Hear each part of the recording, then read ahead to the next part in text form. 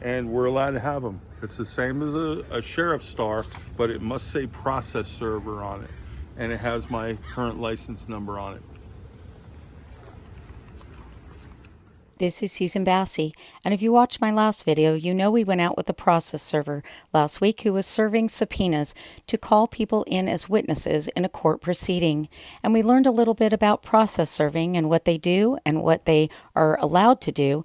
We also watched the service on a district attorney and a newspaper publisher. And here we're going to watch the service on a reunification therapist. If you're smart enough to stay out of family court, you might not know what a reunification therapist is. You're certainly not going to read about it in the newspaper or see it on the nightly news.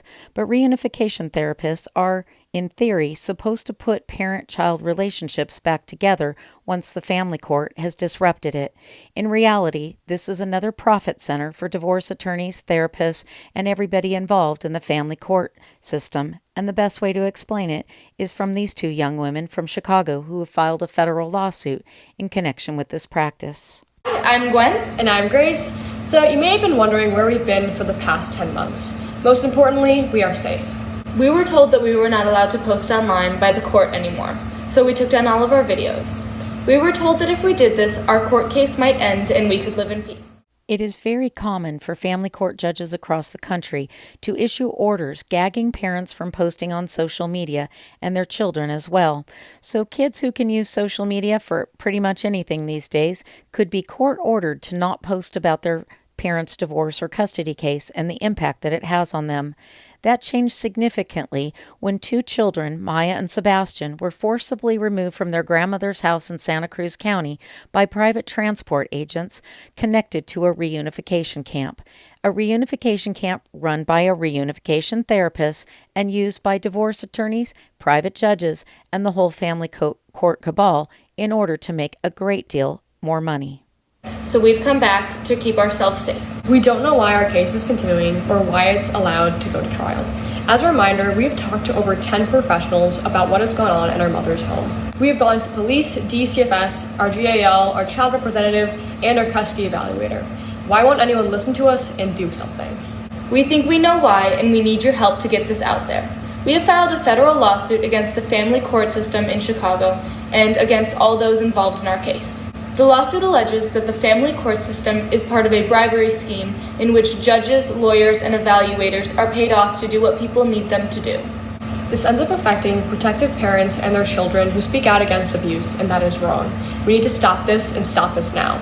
These two young women are speaking up on social media because mainstream media won't report on what they are experiencing. They're calling everybody out by name and they're filing a federal lawsuit, which means they're going to have to hire a process server to serve that lawsuit so that it can begin. And hopefully when they do, all the people in family court that they're serving will have somebody recording that process server serving them and starting the lawsuit.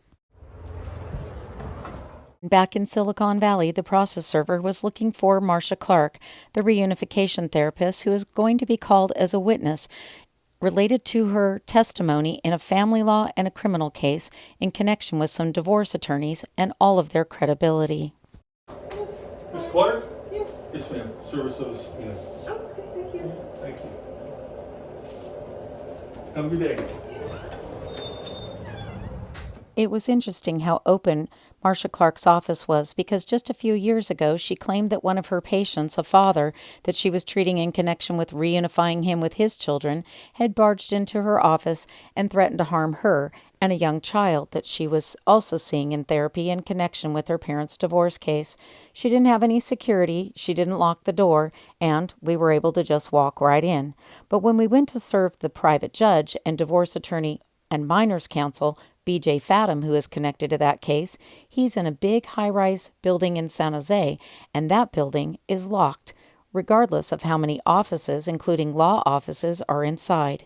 And law offices are required to be open during normal business hours for the public, process servers, and people to access, because they often act as the agents for other people. But BJ Fadem is a private judge, and so the fact that his building is difficult to get into is even more concerning. And he wrote in some legal documents that I had once entered his building illegally. I'm going to show you how that was done. Thank you. Oh, I thought you were filming something.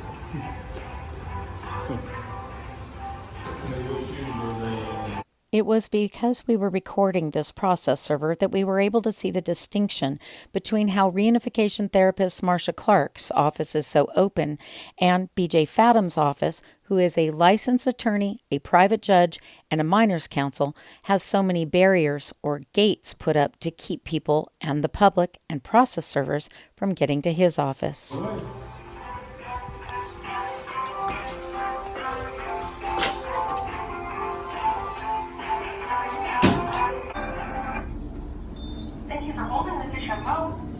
Yes, ma'am. I was asking to get buzzed into the building, but it turns out that somebody else let me in. BJ Fadem also has claimed in court documents that a father came to his office with a gun and that he was so fearful and his staff was fearful. But when you see how difficult it is to get to his office, that makes BJ Fadem's statements a little bit questionable, otherwise known as not credible, outside of court. Turns out that somebody else let me in. I'll be seeing you in a moment. Okay, you can leave the papers outside the door. Okay, well, these are subpoenas, so these need personal service. So we don't open our doors unless by appointment only. Okay, well, I'm an officer of the court. Here's my badge. So, are you accepting personal service for the 3 people that are on these subpoenas? What case is this for? It says here, Casey Halkin. I don't know who that is. And this is an example of obstruction of a legal process. It's not up to a law firm to know who is in the papers that they're being served. It's just up to the law firm to accept service of the documents. I don't know who that is. Well, come to the door, ma'am. I'm a court officer. Look in your thing. You can see my badge. Locked office buildings, locked office doors, and court staff that loop you around on telephones over and over again, refusing to open the door, is exactly what it looks like when lawyers are trying to duck service.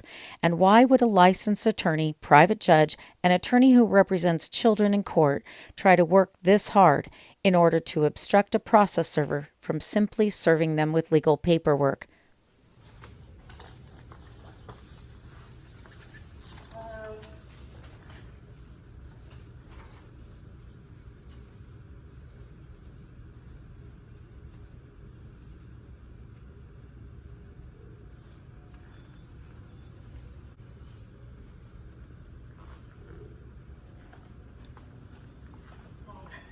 So I don't recognize that case. Well, ma'am, I have one here for Lori Costanzo, one for BJ Fadem, and one for Miki Fadem. Or subpoena. Okay. So I don't know who you are, where you're from, so we're not answering the door. Okay, so I've identified myself as a court officer. Here are both my badges. Do you see me in your camera? Sir, you could be anyone. You can leave them by the door. So you accept personal service? You can leave them by the door. So you accept personal service. That's what I need to hear, ma'am. I'm not accepting anything. You can leave them with a proof of service.